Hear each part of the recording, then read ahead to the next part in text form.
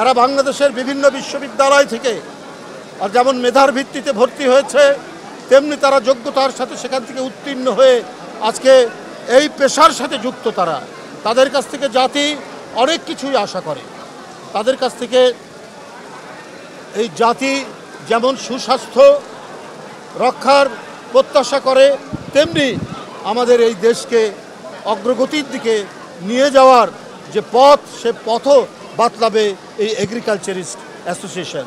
বন্ধুরা আমার, আজকে আমাদের দেশের কৃষকরা তাদের উৎপাদিত পণ্যের ন্যায্য পাওনা পায় না।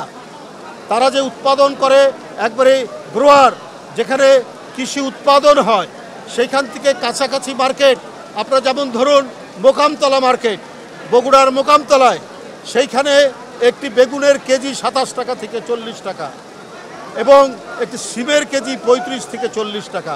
ওইটা যখন ঢাকায় আসে 4 গুণ 5 গুণ দাম বেড়ে যায়। এই যে আপনার ঘন ঘন হাত বদল, এই যে আপনার বিভিন্ন দুর্নীতি, চাঁদাবাজি এর মধ্যে যুক্ত থাকে বলেই এই যে 4 থেকে 5 গুণ দাম ঢাকায় কিনতে হয় অথবা কোনো বড় শহরে যেতে হয়। এগুলোর বিষয়ে কি করা যায়, কিভাবে এটা নিরসন করা যায়? উৎপাদিত কৃষককে তার উপযুক্ত দাম দিয়ে জনগণ যাতে কম দামে কৃষিপণ্য কিনতে পারে সেই ব্যবস্থাও তাদেরকে করতে হবে, সেই দিকেও তাদেরকে দিক নির্দেশনা দিতে হবে। বন্ধুরা, আপনারা জানেন আমাদের নেতা জনাব তারেক রহমান, বিএনপির ভারপ্রাপ্ত চেয়ারম্যান, 17 বছর পর তিনি একটি গণমাধ্যমে, আন্তর্জাতিক গণমাধ্যমে তিনি বক্তব্য রেখেছেন। তার বক্তব্য এমন যেখানে কোনো পার্টিজান নেই, যেখানে কোনো দলীয়করণ নেই। তিনি অপরাধ যারা করেছেন, নির্যাতন যারা করেছে তাদের ব্যাপারে বলেছেন যে সেটা আইনসঙ্গতভাবে তাদের বিচার হোক এবং সেটি আইনসঙ্গতভাবে হবে। তিনি তার রাজনৈতিক প্রতিপক্ষকে ধ্বংস কামনা করেননি। তার বক্তব্যের সারাটা জুড়ে আমরা বিশ্লেষণ করলে দেখব সেখানে শুধু ঐক্যের সুর রয়েছে।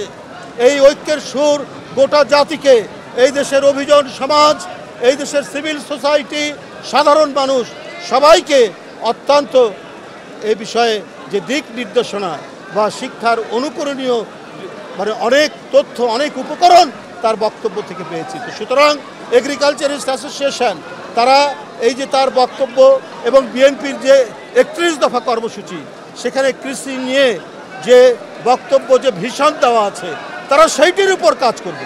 সেইটির উপর কাজ করে এমন একটি পলিসি নির্ধারণ করবে, নীতিমালা নির্ধারণ করবে, যাতে এই দেশের কৃষক সমাজ, এই দেশের কৃষি গবেষক, বিজ্ঞানী থেকে শুরু করে সর্বোপরি জনগণ উপকৃত হয়, জনগণ লাভবান হয়। সেই কাজটি করবেন, সেই প্রেরণা, সেই দিক নির্দেশনা আমাদের পার্টি চেয়ারম্যান দিয়েছে। বন্ধুরা আমার, তাই আমি বেশি কথা বলতে চাই না। আমি আজকে কামরুজ্জামান কায়সার এবং সাদাত হোসেন বিপ্লব, তাদের নেতৃত্বে এই এগ্রিকালচারিস্ট অ্যাসোসিয়েশন বাংলাদেশ, তারা অত্যন্ত যোগ্যতার সাথে এই সংগঠনটি গড়ে তুলবে। তারা কোনো ধরনের, তাদের নেতৃত্বের উপর প্রত্যেকেরই আস্থা আছে। এদের সবাইকে আমরা চিনি, অত্যন্ত ভালো ছেলে, অত্যন্ত ভালো মানুষ, এবং তারা অত্যন্ত দক্ষতার সাথে মেধা দিয়ে এবং সবাইকে সাথে নিয়ে তারা একটি সুন্দর সংগঠন গড়ে তুলবে, এই প্রত্যাশা নিয়ে আমি আমার বক্তব্য শেষ করি। ধন্যবাদ। ভাই, দীর্ঘ আলোচনার পরে জুলাই সনদ স্বাক্ষরের তারিখ নির্ধারণ হয়েছে। এত দীর্ঘ আলোচনার পরে জুলাই সনদে যে স্বাক্ষর নির্ধারণ তারিখ নির্ধারণ হয়েছে, এই বিষয়ে এটা ইতিবাচক।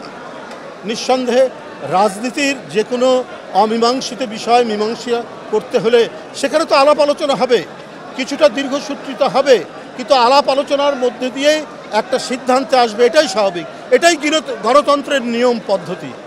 যদি আমরা প্রকৃত গণতন্ত্রে বিশ্বাস করি, আমরা দেশের জন্য, দেশের মানুষের জন্য আমাদের সর্বোৎকৃষ্ট যেটি ভালো, যেটি প্রত্যেকের মঙ্গলের জন্য, সেইখানে নানা আলাপ আলোচনা এবং বিতর্কের মধ্যে দিয়েই একটি সিদ্ধান্তে আসবে। আমার বিশ্বাস সেই সিদ্ধান্তেই সব রাজনৈতিক দলগুলো পৌঁছবে এবং তার যে একটি তারিখ নির্ধারণ হয়েছে, সেই তারিখের মধ্যেই আমার বিশ্বাস প্রত্যেকটি রাজনৈতিক দল তারা তাদের মতামত দিয়ে একটি জায়গায় আসতে পারবে বলে আমার বিশ্বাস।